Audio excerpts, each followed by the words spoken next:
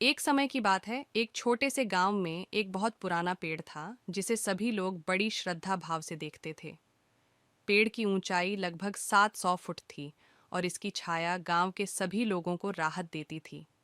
इस गांव में रहने वाले एक गरीब लड़के का नाम था राजू। राजू गरीब था, लेकिन उसमें एक अद्भुत गुण था। वह बहुत ही उत्साही और मेहनती था।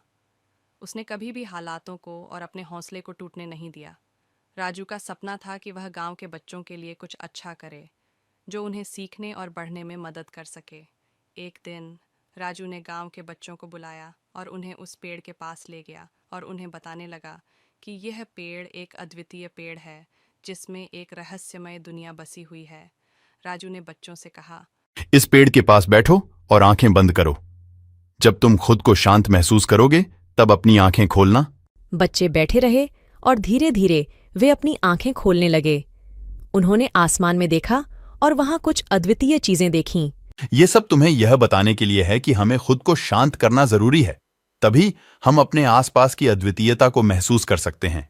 राजू ने फिर बच्चों को उस पेड़ के चारों ओर घुमाया और कहा, यह पेड़ हमें यह सिखाता है कि जिंदगी में हमें आसपास की सुंदरता को महसूस करना चाहिए। राजू की बातों ने बच्चों को प्रभावित किया और उन्होंने यह जाना कि सुंदरता हमेशा हमारे आसपास है, हमें बस देखने की कल्पना करनी है। राजू ने बच्चों से कहा, अब तुम सभी लोग गांव में जाओ और जो भी सुंदरता है उसे देखो और उसका आनंद लो।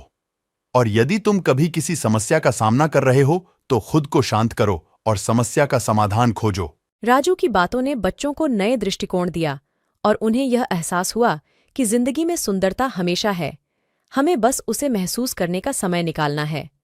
बच्चों ने राजू को धन्यवाद दिया और वे गांव में वापस गए। उनकी आंखों में एक नया चमक था। उन्होंने सीखा कि हमें हमेशा आसपास की सुंदरता को महसूस करना चाहिए और आपातकाल में भी शांति बनाए रखनी चाहिए। आप भी जानिए, जिंदगी में हमेशा सुंदरता है, बस हमें उसे देखने का समय निकालना होता है। और जब हम अपने आत्मा को शांत करते हैं तो हमें समस्याओं का सही समाधान मिलता है। इस कहानी ने हमें यह सिखाया कि जिंदगी में हमेशा सुंदरता है, हमें बस उसे देखने का समय निकालना होता है। और जब हम अपने आत्मा को शांत करते हैं तो हमें समस्याओं का सही समाधान मिलता है। तो यहाँ खत्म होती है हमारी कहानी।